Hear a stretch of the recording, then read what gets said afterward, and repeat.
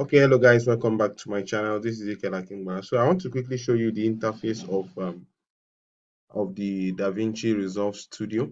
So for instance, if you want to export your file, so let's say I'm done editing this file now. You can see that I've cut and added necessary transition I want to add. So let me drop the pick tool.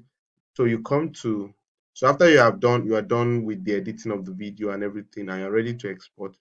Come down here to deliver.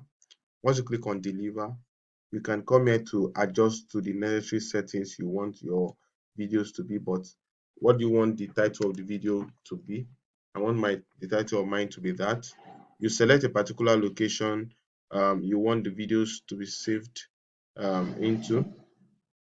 Excuse me. So I'll come here. This is the video. This is I want the video to be saved into.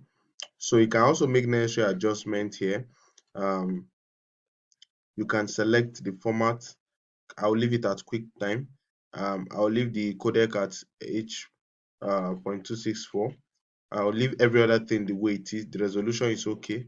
The frame rate is also perfect. If I'm sure that everything is good and there is nothing I need to adjust, all I need to do is come to add render queue, and you can see here there is a job being assigned that is currently running now.